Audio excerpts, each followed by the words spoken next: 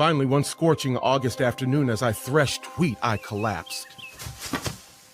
What's happening here, Frederick? Why ain't you threshing? What's the matter with you? Master Colby, my head aches. Get up and get busy!